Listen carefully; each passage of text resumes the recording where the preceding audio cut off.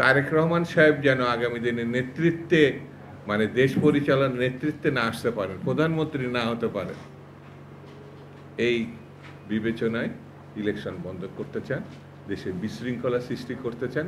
৭২-৭৫ 40 থেকে 50 হাজার বিরোধী দলের নেতাকর্মী শেখ মুজিব হত্যা করেছিলেন। তারই উত্তরসূরি শেখ হাসিনা দীর্ঘ শাসনকালে 10,000-এর উপরে, আর গত জুলাইয়ে আমাদের ছেলেমেয়ে এদিকে জুলাই আগস্টে এই গণহত্যা ইতিহাসে ভয়ঙ্করতম গণহত্যা হিসাবে চিহ্নিত হবে। আর লুটপাট শেখ মুজিবের সময় আমরা দেখেছি, আর শেখ মুজিবের 2 কন্যা কত বড় চোর, কত বড় দুর্নীতিগ্রস্ত, কত বড় লুটেরা, এ ভাবা যায় না। তারা এই লোভকে সংবরণ করতে পারেনি বলে 8 থেকে 10টি ব্যাংকে একেবারে সব কিছু নিয়ে গেছে, হয় ভারতে, নয় লন্ডনে, নয় আমেরিকায় তারা এই টাকা পাচার করেছে। ডক্টর ইউনূস কথা দিয়েছিলেন যে টাকা তিনি ফেরত আসবেন।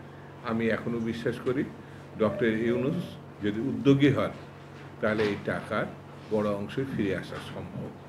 বন্ধুরা, আমি বেশি কথা বলবো না, আপনাদের আটকাবো না, তবে এতটুকু বলি, যদি সামনের দিনগুলোতে আমরা ঐক্যবদ্ধ না থাকি, একটি এক্সক্লুসিভ নির্বাচন করতে না পারি, তাহলে বাংলাদেশের স্বাধীনতা সার্বভৌমত্ব রক্ষা করা কঠিন হবে।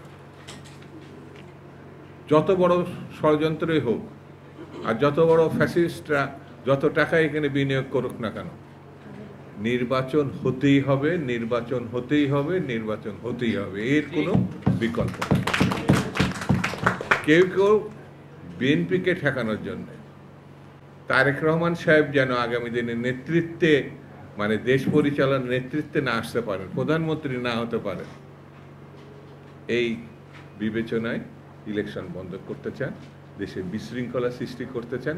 আমরা দেখেছি জাতীয় পার্টির অফিসের সামনে ডক্টর ভিপি নূরকে যেভাবে আঘাত করা হয়েছে, তারপর আমাদের জাগপার খন্দকার লুৎফরকে যেভাবে কুপানো হয়েছে, এর একটি মাত্র লক্ষ্য হচ্ছে আগামী নির্বাচনকে বাধাগ্রস্ত করা, বিঘ্নিত করা।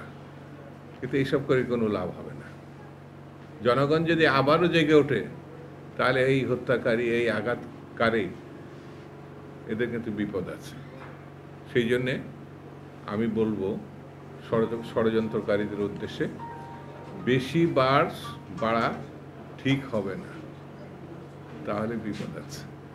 বন্ধুরা, আসুন আমরা ঐক্যবদ্ধ থাকি এবং দেশনেত্রী বেগম খালেদা জিয়া যেটা চেয়েছিলেন, তারেক রহমান সাহেব যেটা চেয়েছেন, 16 বছরের যে সংগ্রাম আন্দোলন, রাজপথে যে রক্ত, যে ত্যাগ, যে জুলুমকে মুখোমুখি হওয়া, সেটা তো শেষ হতে হবে, এবং শেষ হওয়ার জন্যেই আমাদের ঐক্যবদ্ধ থাকতে হবে এবং দেশে একটি নির্বাচিত সরকার প্রতিষ্ঠা করতে হবে।